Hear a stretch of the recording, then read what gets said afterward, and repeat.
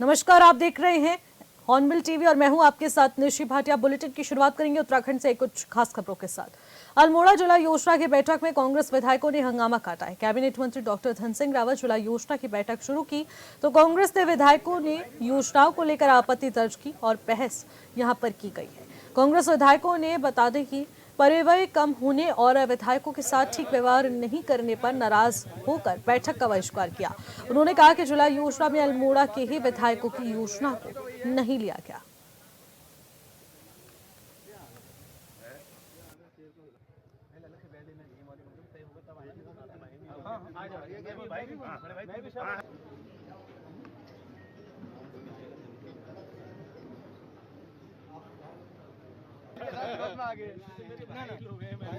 हमारे साथ सबका ये भी तो आमंत्रित ही है। कौन सा वो है? बात तो बराबर है, नियम से शब्द तो वही है।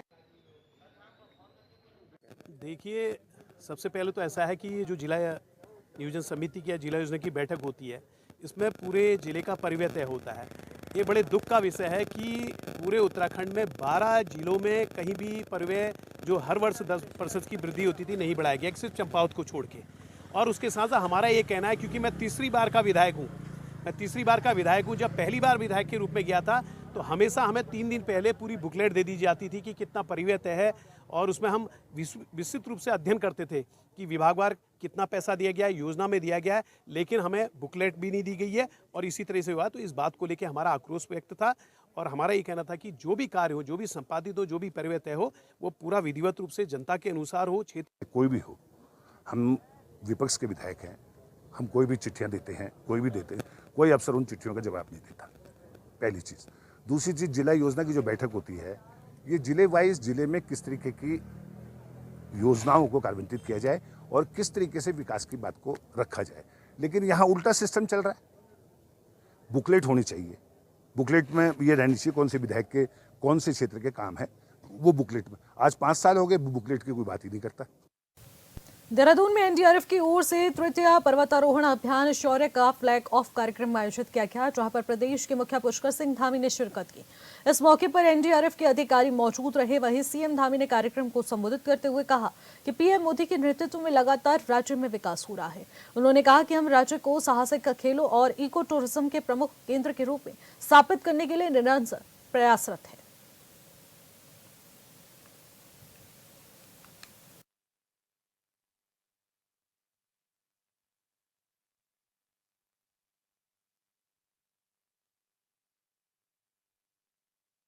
बहुत सारे हमारे विभिन्न विभिन्न विभागों के विभिन्न हमारे सशस्त्र बलों के जवानों की जो टुकड़ियों को रवाना किया था, तो वो हमारी जो टुकड़ियां हैं, वो हमारा जो पहले इनको पहला गांव नहीं कहा जाता था, जो हमारे सीमावर्ती गांव होते थे, उन गांवों को अंतिम गांव कहा जाता था। आदरणीय प्रधानमंत्री श्री नरेंद्र मोदी जी जब माड़ा गांव में आए थे 2022 में, 21 अक्टूबर 2022 को, उन्होंने माड़ा गांव से ही कहा था कि अब ये माड़ा गांव, जिसको भारत का अंतिम गांव कहा जाता है, ये अब भारत का अंतिम गांव नहीं होगा। ये माड़ा सहित जितने भी ऐसे गांव हैं, वो भारत के अब पहले गांव के नाम से जाने जाएंगे। पहले गांव से नाम से उनकी जो भी सुविधाएं होंगी, जो भी अवस्थापनाएं होंगी, जो भी विकास के काम होंगे, पहले गांव के रूप में उनको प्राथमिकता दी जाएगी। ऐसे ही नेलाम और जतन गांव के लिए भी उस दिन टोलियों को रवाना किया था। आदरणीय प्रधानमंत्री जी के मार्गदर्शन से, उनके सहयोग से हमारे राज्य को साहसिक खेलों और इको टूरिज्म के प्रमुख केंद्र के रूप में स्थापित करने के लिए भी हम निरंतर प्रयास कर रहे हैं। इसमें अनेक साहसिक खेल हैं और इस बार मैं आपको बताऊं कि जहां हमने हमारे राज्य के अंदर 38वें राष्ट्रीय खेलों का आयोजन हुआ, 38वें राष्ट्रीय खेलों के आयोजन में हमारे टिहरी में और शिवपुरी में और शारदा और काली नदी, जो हमारी भारत नेपाल की सीमा बनाती है, एक बड़ा स्थान है। आप सब लोगों में से अगर किसी ने वहाँ कभी सेवा की हो तो जानते होंगे कि वो काली नदी ही जो है भारत और नेपाल की सीमा को निर्धारित करती है। पीयूष जी, सीमा के इस पार भारत और उस पार नेपाल। तो पहली बार एक रिकॉर्ड बना उस नदी पर रात में रिवर राफ्टिंग की 38वें राष्ट्रीय खेलों की रिवर राफ्टिंग की प्रतियोगिता आयोजित की गई और ये भी जो है Guinness book of world record है। तो ऐसे अनेक साहसिक खेलों को हम लोग बढ़ावा देने के लिए काम कर रहे हैं, क्योंकि हमारे राज्य में साहसिक पर्यटन की अपार संभावनाएं विद्यमान हैं और इन संभावनाओं को पर्यटन के राष्ट्रीय और अंतर्राष्ट्रीय मानचित्र पर स्थापित करने के उद्देश्य से हमारी सरकार राज्य के विभिन्न क्षेत्रों में साहसिक जो खेल गतिविधियां हैं उन सभी को बढ़ावा दे रही है। वर्तमान में हम राज्य में angling, rafting, kayaking, trekking, paragliding, cycling और माउंटेनिंग जैसी साहसिक गतिविधियों को प्रोत्साहित करने के लिए विभिन्न कार्यक्रमों का आयोजन कर रहे हैं। जहां टिहरी झील में प्रतिवर्ष टिहरी वाटर स्पोर्ट्स कप का आयोजन कर रहे हैं, वहीं नयार नदी के आसपास नयार महोत्सव द्वारा विभिन्न साहसिक गतिविधियों का भी आयोजन किया जा रहा है।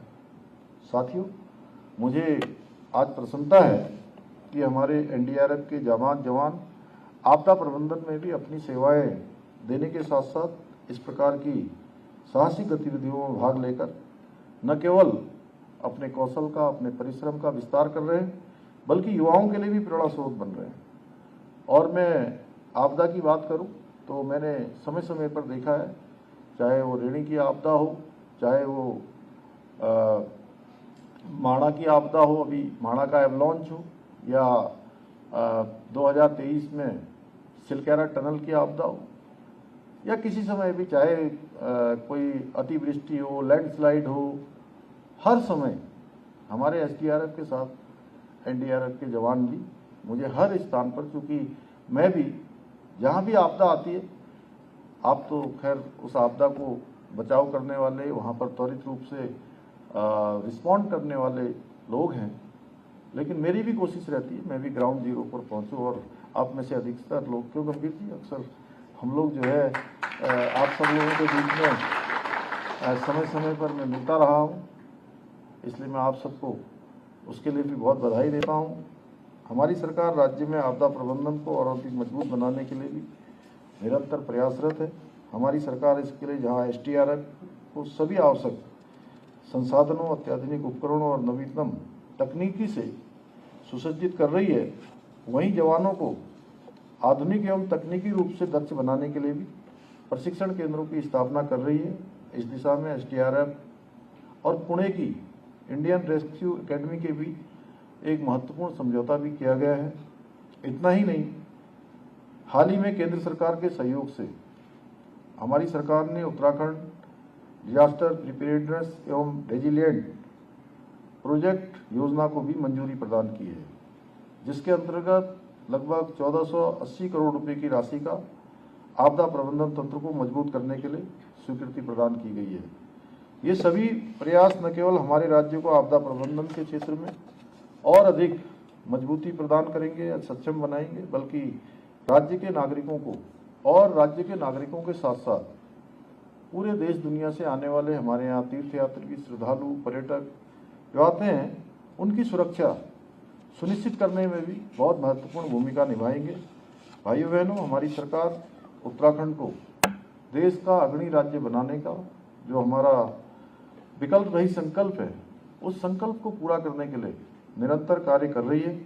मुझे विश्वास है कि हमारे इस संकल्प को साकार करने में आप सभी इसी प्रकार से अपना आगे भी योगदान देते रहेंगे। हम सब मिलकर उत्तराखंड को वैश्विक पटल पर एक विशिष्ट पर्यटक स्थल के रूप में स्थापित करने में भी अवश्य सफल होंगे। खबरों में आगे बढ़ेंगे। 38वें राष्ट्रीय खेलों में उत्तराखंड के लिए पदक जीतने वाले खिलाड़ियों को उनकी नगद इनाम राशि का पैसा जल्द मिलने वाला है। इसके लिए शासन ने 15 करोड़ रुपए जारी कर दिए हैं। खेल मंत्री रेखा आर्य ने बताया है कि प्रदेश के खिलाड़ियों को अच्छे प्रदर्शन के लिए प्रोत्साहित करने के उद्देश्य से सरकार ने नगद इनाम राशि को दोगुना कर दिया था और अब तक राष्ट्रीय खेलों के इतिहास में स्वर्ण, रजत और कांस्य पदक जीतने पर इतनी नगद राशि नहीं मिलती है। अब उन्होंने बताया कि व्यक्तिगत और टीम स्पर्धा में प्रदेश के लिए पदक जीतने वाले खिलाड़ियों की संख्या कुल मिलाकर 240 के आसपास है।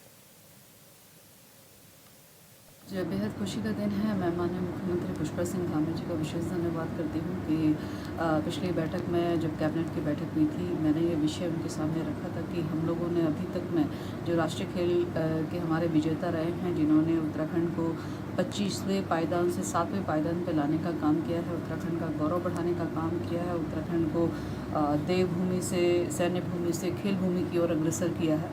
तो अभी तक हम लोग उन खिलाड़ियों को नगद इनाम धनराशि जो आपके द्वारा घोषित की गई थी, वो अभी तक उनको प्राप्त नहीं हो पाई है। उसमें अभी तक धनराशि अब बजट प्रबंधन नहीं हो पाया है। ये विषय मैंने उनसे रखा था।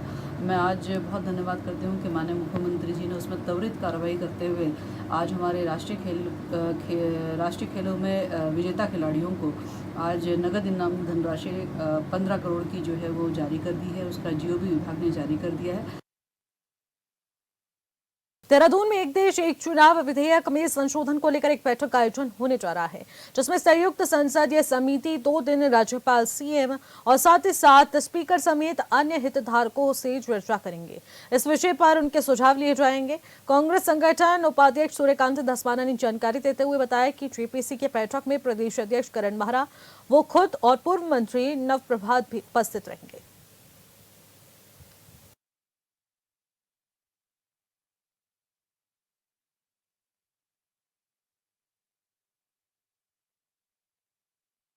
ये हम जा रहे हैं और जेपीसी से मुलाकात करेंगे। नवप्रभात जी और मैं 2 सदस्यीय प्रतिनिधिमंडल हमारा जा रहा है।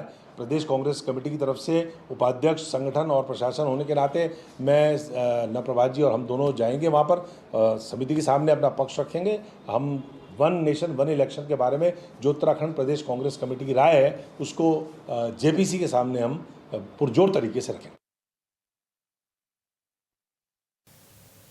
बीजेपी की तिरंगा शौर्य सम्मान यात्रा को देखते हुए अब कांग्रेस ने भी जय हिंद यात्रा करने की तैयारियां कर ली हैं। अब इसके तहत तिरंगा यात्रा निकाली जाएगी। सैन्य सम्मान के लिए इस यात्रा का आयोजन किया जाएगा। बड़े पैमाने पर कांग्रेस के कार्यकर्ता इसमें एकजुट होंगे और सेना के वीर जवानों के लिए इस तिरंगा यात्रा का आगाज होगा। इसी को देखते हुए अब ये तमाम तैयारियां तेज हो चुकी हैं। जल्द ही तिरंगा यात्रा निकाली जाएगी। कांग्रेस जल्द ही जय हिंद यात्रा शुरू करने जा रही है। 31 मई को जय हिंद यात्रा शुरू की जाएगी, जो कि हल्द्वानी में शुरू की जाएगी। आपको बता दें कि इस दौरान तमाम कांग्रेस के बड़े नेता भी शामिल होंगे। दरअसल ये जय हिंद यात्रा इसलिए की जा रही है क्योंकि बीजेपी की तिरंगा यात्रा जारी है। लगातार ये भी देखा जा रहा है कि ऑपरेशन सिंदूर के बाद जहां लगातार बीजेपी ये यात्रा चला रही थी, तिरंगा शौर्य सम्मान यात्रा, और ऐसे में कांग्रेस लगातार पहले तो इस पर कटाक्ष करते हुए नजर आ रही थी कि पूरा सैनिकों का श्रेय बीजेपी अपने पे लेती हुई नजर आ रही है। लेकिन अब खुद ही ये देखा जा रहा है कि कांग्रेस ने इसकी घोषणा कर दी है कि 31 मई को हम भी जय हिंद यात्रा निकालेंगे, और ये पहले हल्द्वानी से शुरू होगी और इसके साथ ही पूरे देश और प्रदेश में ये यात्रा चलाई जाएगी। यानी कि कहा जा सकता है कि राजनीतिकरण लगातार देखा जा रहा है। दोनों ही पार्टी सेना का जो बल था, सेना का जो सम्मान था, जिस तरह से ऑपरेशन सिंदूर चलाया गया, उसका श्रेय जो है वो भुनाने में भी लगे हुए हैं, क्योंकि आने वाले समय में इलेक्शन भी होंगे और ये कहा जा सकता है कि जनता को अपनी ओर जोड़ने की ये एक अच्छी खासी ट्रिक भी है। और इसी को लेकर अब जय हिंद यात्रा निकाली जाएगी, जो पहले हल्द्वानी से शुरू होगी, उसके बाद प्रदेश में कई जगहों पर चलाई जाएगी। और इस दौरान प्रदेश अध्यक्ष करण माहरा कांग्रेस से, वो भी इसमें शामिल होंगे। और साथ ही ये भी कहा जा रहा है कि प्रदेश प्रभारी कुमारी शैलजा भी इस दौरान शामिल हो सकती हैं। ऑनबिल टीवी के लिए देहरादून से विशाल गर्ग। खबरों में आगे बढ़ेंगे। बीजेपी की तिरंगा शौर्य सम्मान यात्रा को देखते हुए अब कांग्रेस भी जय हिंद यात्रा करने की प्लानिंग तो कर रही है, लेकिन आखिरकार इसको लेकर किस प्रकार से तैयारियां तेज हो चुकी हैं, ये अपने आप में बड़ी बात है। आम जनता की समस्याओं का समाधान करने के लिए जिलाधिकारी सविन बंसल लगातार बहुउद्देशीय शिविरों का आयोजन कर रहे हैं, जहां दूर दराज के लोग पहुंच रहे हैं और उनकी समस्याओं से अधिकारियों को अवगत कराया जा रहा है। बहुउद्देशीय शिविर के आयोजन पर डीएम देहरादून सविन बंसल ने जानकारी देते हुए बताया कि सीएम धामी के ये स्पष्ट निर्देश हैं कि आम जनता को किसी भी प्रकार की दिक्कत ना हो। इसी को ध्यान में रखते हुए दूर दराज के ग्रामीण क्षेत्रों में ये शिविर संचालित किए जा रहे हैं। हमारे जिले में एक सीरीज ऑफ बहुउद्देशीय शिविर चल रहा है, जिसमें हम ये प्रयास करते हैं कि दूर दराज क्षेत्र हैं जो अपेरेंटली मेन स्ट्रीम से एट ए डिस्टेंस हैं, तो उनको ये कभी रियलाइजेशन या इस तरह की कोई एग्जाइटी ना हो, फीलिंग ना आए कि उनको जो सरकारी योजनाएं हैं, प्रोजेक्ट्स हैं, हमारी स्कीम्स हैं, उनका लाभ नहीं मिल पा रहा है, या cost of transacting debt service, उस सेवा को पाने के लिए उनका जो खर्चा है वो मैदानी क्षेत्रों से ज़्यादा है।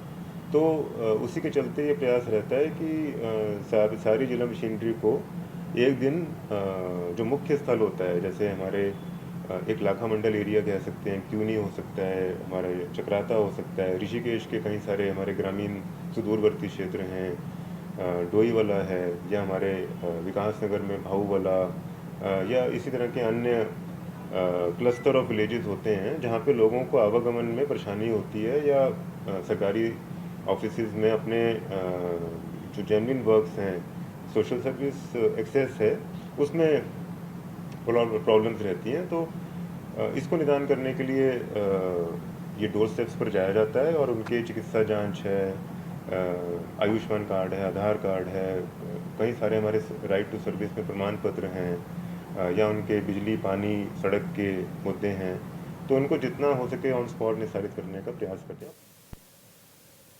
खबरों में आगे बढ़ेंगे। पारिस्थितिकीय पर्यटन सलाहकार समिति के उपाध्यक्ष और राज्य मंत्री स्तर के दायित्वधारी ओम प्रकाश बता दें कि रुड़की नारसन बॉर्डर पर परिवहन विभाग कार्यालय का निरीक्षण करने पहुंचे। इस दौरान बीजेपी जिलाध्यक्ष डॉक्टर मधु सिंह भी मौके पर मौजूद रहे। निरीक्षण के दौरान कार्यालय की व्यवस्थाओं का बारीकी से जायजा लिया गया। साथ ही तीर्थयात्रियों की सुविधा को लेकर जरूरी निर्देश भी अधिकारियों को दिए गए।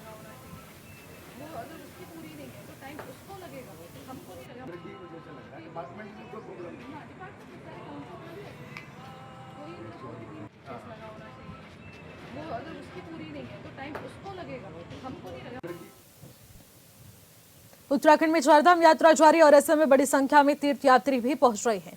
21 दिनों में यह आंकड़ा लगभग 11 लाख के पार पहुंच चुका है, जबकि 30 लाख श्रद्धालुओं ने चारधाम यात्रा आने के लिए रजिस्ट्रेशन भी करा लिया है। चारधाम यात्रा जारी है और 21 दिनों में ये आंकड़ा 10 लाख के पार पहुंच गया है। अभी तक अगर पूरे आंकड़े पर जाए तो 10,91,000 तीर्थयात्री चारधाम में यात्रा कर चुके हैं, दर्शन कर चुके हैं, और इसी के साथ ही 30 लाख से अधिक लोगों ने अपना रजिस्ट्रेशन भी चारधाम यात्रा के लिए करा दिया है। आपको बता दें कि बड़ी संख्या में तीर्थयात्री पहुंच रहे हैं। देश दुनिया से कोने कोने से लोग चारधाम यात्रा पर आ रहे हैं और ये आंकड़ा दिनों दिन बढ़ता जा रहा है। 21 दिनों में 10 लाख के पार ये आंकड़ा हो चुका है और ये भी कहा जा रहा है क्योंकि 30 लाख से अधिक जो श्रद्धालु हैं उन्होंने अपना रजिस्ट्रेशन भी कराया है। हालांकि पहले की तुलना में इस बार की यात्रा काफी खास भी इसलिए भी मानी जा रही है क्योंकि ये आंकड़ा बढ़कर इस बार के सारे रिकॉर्ड तोड़ता हुआ भी नजर आएगा। और ये भी कहा जा रहा है कि जिस तरह से यात्रा चल रही है, व्यवस्थित यात्रा चल रही है, बड़ी संख्या में तीर्थयात्री भी पहुंच रहे हैं और सरकार की ओर से, प्रशासन की ओर से तमाम जो तैयारियां हैं, जो तमाम जो व्यवस्थाएं हैं, उनको भी चाक चौबंद रखा गया है। और ये भी कहा जा रहा है कि केदारनाथ और यमुनोत्री धाम में सबसे अधिक तीर्थयात्री इस बार पहुंचे हैं। हॉर्नबिल टीवी के लिए देहरादून से विशाल गर्ग। सिडकुल हरिद्वार में संघर्षशील ट्रेड यूनियन और भोजन माताओं के साथ अन्य कई कंपनियों के कर्मचारियों ने अपनी कई मांगों को लेकर धरना प्रदर्शन किया है। इस दौरान उन्होंने डीएम और राष्ट्रपति के नाम एक ज्ञापन सौंपा है। प्रदर्शन करने वाले श्रमिक नेता पंकज कुमार का कहना है कि आज जिस तरह से ठेकेदारी प्रथा अपनी चरम पर है, उसके चलते मजदूरों का शोषण हो रहा है। उन्होंने कहा कि बड़ी बड़ी कंपनियों के पूंजीपति मजदूरों का शोषण करने पर आतुर रहते हैं और अगर उनकी शिकायत पुलिस प्रशासन से की जाती है तो पुलिस प्रशासन भी पूंजीपतियों का साथ देती है। उन्होंने पुलिस प्रशासन पर सवालिया निशान उठाते हुए कहा कि अब महज कुछ दिन पहले ही कंपनी के कुछ कर्मचारियों के साथ कंपनी ने अभद्र व्यवहार किया था और जब कर्मियों ने प्रदर्शन किया तो पुलिस ने लाठियां बरसाकर उन पर फर्जी मुकदमा दर्ज कर दिया। वहीं भोजन माताओं की श्रमिक नेता दीपा ने बताया कि भोजन माताओं के साथ भी इसी प्रकार से शोषण किया जा रहा है और आज स्कूल में जहां भोजन माता का कार्य सिर्फ भोजन बनाना होता है, उन्हें यहाँ पर परोसना होता है। उन्हें भोजन माताओं को स्कूल में साफ सफाई और शौचालय की साफ सफाई के अलावा ऑफिस के अन्य काम भी उनसे करवाए जा रहे हैं। उन्होंने कहा है कि भोजन माता के वेतन को लेकर कई बार आवाज उठाई गई है, लेकिन आज तक उनकी सुनवाई नहीं की गई, जिसके बाद शिक्षा अधिकारी को भी कई बार अवगत किया जा चुका है।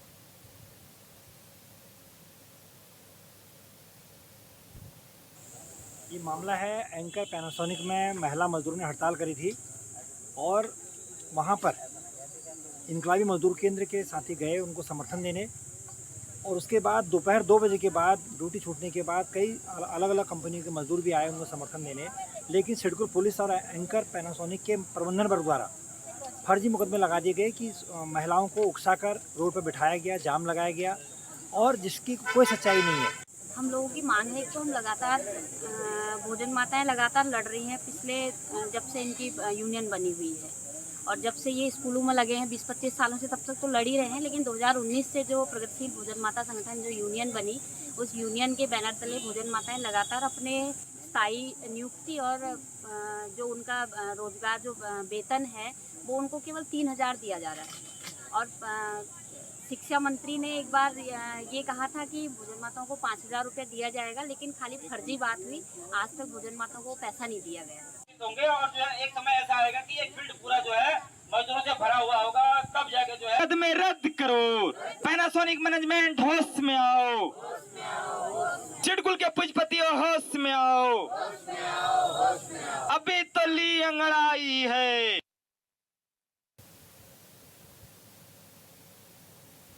रुड़की के सिडकुल थाना क्षेत्र में महिला के साथ हुई हैवानियत के मामले में नामजद आरोपी का शव गंग नहर में मिला है, जिसकी शिनाख्त आरोपी के परिजनों ने कर ली है। फिलहाल पुलिस ने शव को पोस्टमार्टम के लिए भेजकर आगे की कार्रवाई शुरू कर दी है। पुलिस पता लगा रही है कि मृतक ने आत्महत्या की है या फिर उसकी हत्या की गई है।